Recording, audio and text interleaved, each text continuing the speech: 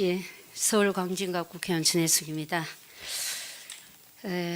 지금 우리나라 국민들은 굉장히 불안해하고 있습니다. 어떤 부분이냐면 대한민국에 전쟁이 일어날까 봐 걱정하고 있습니다. 사실 제가 아는 지인 중에 한 분이 미국 영주권자인데 계속적으로 반복적으로 그 문자 오는 게 유사시에는 대사관으로 오시오. 또 일본 대사들도 그쪽에서 문자를 그렇게 보낸다는 겁니다. 자, 그러면 대한민국 사람들 어디로 갑니까? 전쟁 나면. 전쟁에는 성자와 패자가 없습니다. 대한민국이 6.25 동란이 일어나고 나서 패전국이던 일본이 대한민국으로 인해서 그 패전을 경제 회복을 했습니다. 우리를 둘러싼 다른 나라들은 경제적 부활을 할지는 모르지만 성장을 도모할지는 모르지만 저희 나라 국민들은 성자도 패자도 없고 다 불행합니다. 그래서 전쟁을 막아야 됩니다. 그런데 북한의 미사일은 어떤 대화도 필요치 않은 듯 하면서 계속 나가고 있고 정부에서도 대북 제재를 강화하고 있습니다. 이런 차원에서 총리 후보자께서 세계에서 유일하게 이 동족 간의 분단 관계에 남아있는 이 대한민국의 통일 문제를 어떻게 풀 수 있을까? 이것이 제가 총리 후보자를 검증하고자 하는 질문의 요지입니다. 남북 관계 개선이 필요하다고 보십니까? 남북 관계 어떤? 예. 남북 관계 개선이 필요하다고 보시죠? 물론입니다. 예. 필요합니다. 대북 제재만이 과연 남북 관계를 풀 수 있는 거라고 보십니까? 그것은 아니지만 현 국면이 북한이 핵실험을 계속하고 미사일을 계속 쏘아대는 이 국면은 또 더구나 국제사회가 대북 압박을 강화하고 있는 이 시기는 한국도 동조해야 될 필요가 있고 의무가 있다. 알고 있습니다. 그런데 이제 통일 외교 통상위원회를 하셨죠. 네. 그리고 보건복지도 하셨죠. 네. 예, 그렇기 때문에 제가 드리는 질문을 잘 이해하시리라고 생각하고 제가 질의를 드리겠습니다. 감염병이 해마다 신종플루, 사스, 메르스 이렇게 일어나고 있습니다. 그런데 메르스로 해서 우리가 사망자 수가 39명 정도 됐습니다. 그러나 해마다 결핵으로 인해서 대한민국 국민들이 각 2,300명 정도 혹은 3,000명씩 이렇게 사망하고 있습니다. 그런데 저희가 이 북한의 결핵 환자가 우리보다 엄청난 숫자로 많은 거 알고 계십니까? 그래서 이 북한은 감염병이라는 거는 우리 인접 국가에 감염병이 창궐하고 있으면 우리가 영향을 받습니다. 우리가 지금 현재 미세먼지가 인접 국가에서 하고 있는 공기를 타고 우리나라에 오고 있지 않습니까? 우리나라의 미세먼지도 있지만 다른 인접 국가에서 오는 미세먼지 때문에 우리가 호흡하기가 곤란한 거죠. 마찬가지로 감염병도 인접 국가에 그런 감염병이 있을 때는 우리가 그게 우리나라에 심각한 영향을 미칩니다. 자, 전쟁이 났을 때 적십자 정신에 의하면 적도 치료를 합니다. 그런데 우리나라에서 지금 결핵 환자를 치료하기 위해서 인도적주의 차원에서 그 적십자 정신에 의해서 북한의 그 결핵약을 계속 지원을 했는데 이 대북 제재를 한다고 하면서 민간 차원의 대북 제재조차 끊어버렸어요. 후보자께서 보건복지를 하셔서 아시겠지만 약이라는 거는 복용하다가 끊으면 다제내성이 생깁니다. 다제내성 결핵 환자 중에 다제내성 한 사람이 어마어마한 100명 이상의 환자들을 오염시키고 그 사람은 평생 낫질 않아요. 심각한데 인도주의 차원의 이것까지도 끊어서 지난 박근혜 부에서는 그 유진벨에서 보내는 약조사 다 끊어버렸습니다 지금. 그래서 지금 헤일 수 없을 만큼의 다재내성 환자가 생긴 겁니다. 거기 지금 사망자 수가 15,000명 연 이상이 된다고 추정하고 있습니다. 지금.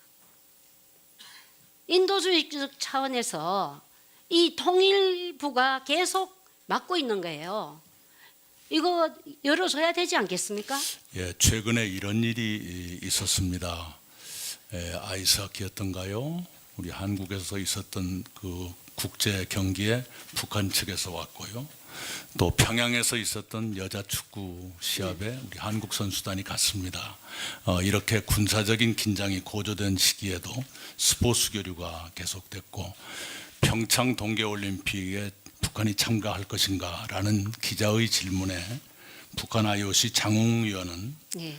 못 참가할 이유가 없다 이렇게 답을 했습니다. 최근에 말라리아 지원인가 네. 지금 시도되고 있죠. 이런 스포츠 교류라든가 이런 것으로 볼 적에 국제사회의 대북제재 기조를 훼손하지 않는다는 전제하에서 소규모 또 시급한 그런 민간의 교류나 지원은 좀 긍정적으로 볼 필요도 있지 않겠는가. 예, 후보자님께서 뭐 말라리아 말씀하셨습니다만은 대북 지원에 말라리아 방역까지도 안 되니까 네. 우리나라 휴전선 인근에 우리나라 주민들이 네. 말라리아 감염이 네. 창궐하고 있습니다. 네. 그 마찬가지로 우리가 남을 돕는다는 것이 결국 자기에게 영향을 주는 네. 겁니다. 네. 그런데 이렇게 우리가 인도주의 우리가 ODA를 받는 나라에서 유일하게 ODA를 주는 나라가 됐는데 정말 부끄럽게도 이런 인도주의적 차원까지 막는다는 것은 굉장히 급히 시정해야 될 일이라고 봅니다. 홍석현 특사가 이번에 가서 미국에서 뭐 이런 인도주의 차원은 해도 되지 않느냐라고 뭐 상의를 했다고 했습니다만은 저는 특히 이 결핵의 문제에 대해서는 심각하게 생각하고 정부가 빨리 풀어줘야 된다. 정부가 못 풀면 정부가 대북 제재 때문에 못 풀면 민간 차원에서 그 대북 지원이라도 할 수 있는 것은 길을 터줘야 됩니다. 질병으로 시달리는 것은 인도주의 차원에서 해줘야 되는데 우리가 OECD 중에서 결핵이 제일 많아요. 우리나라 국민도. 그거는 바로 인접한 국가가 결핵이 창궐하고 있기 때문입니다. 그런 부분에서 총리께서 이 부분은 빨리 시급히 풀어주셔야 된다 생각합니다. 그렇게 하시겠습니까? 네, 그 당국하고 상의를 해보겠습니다. 안 그래도 최근에 청와대 안보실장과 이 문제를 논의한 적이 있습니다. 네. 그리고 그 도지사 재직하실 때 그 100원 택시 정책을 하셨죠. 저는 시골에 그 사정을 잘 몰라서 왜 이 100원 택시가 필요한지 혹자들은 이 택시 요금을 다 받지 왜 100원 택시를 하냐 이건 복지 포퓰리즘 아닌가 이렇게 생각할 수 있습니다. 어떻게 해서 이 정책을 펼치게 됐죠? 예, 제가 14년 도지사 선거를 준비하면서 국내외에 좋은 정책이 없는가 쭉 스크린을 하면서 봤더니 충청남도 아산시에서 이 100원 택시를 하고 있었습니다. 그래서 이렇게 보니까 해볼 만하고 도 차원으로 확대해도 될 것 같다는 결론을 얻었습니다. 이게 뭐냐 그러면 버스가 들어가지 않는 벽지 오지 마을의 주민이 밖으로 나갈 적에는 택시를 부르면 본인은 100원만 부담하고 맨 처음에 할 때는 가장 가까운 버스 정류장까지 모셔드리는 그런 제도였습니다. 해보니까 버스를 집어넣고 보조금 주는 것보다 훨씬 싸게 먹히고 또 그 벽지 오지의 어른들이 굉장히 생활이 달라지고 그렇게 생각보다는 그 낭비를 하는 그런 일이 없고요. 100원 내면서도 4명을 모아가지고 합승을 하고 나가시고요. 그래서 시장을 보고 목욕을 하고 예, 또 병원에도 들렀다가 손주 얼굴도 병원 보고 이용이 많더라고요. 네네. 예. 시장과 병원이 제일 많습니다. 대단히 만족해서요. 지금은 전라남도 전체에 확산돼 있습니다. 저 총리 부장께서는 나중에 이걸 시골에 있는 전라남도뿐만 아니라 다른 데도 다 이것을 한번 장려할 생각이십니까? 이게 그 문재인 대통령님의 후보 시절에 공약으로 채택이 됐습니다. 전국으로 국가 사업으로 하겠다 이렇게 공약화됐습니다. 예, 전혜숙 의원님 수고하셨습니다. 다음은 자유한국당의 존경하는 강효상 위원님 질의하시겠습니다. 네, 강효상입니다.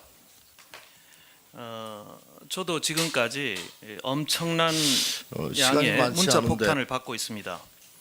대부분 허위 사실에 근거한 무차별 욕설이 많습니다. 이런 행위는 반민주적인 행위다라고 분명히 말씀을 드리고요.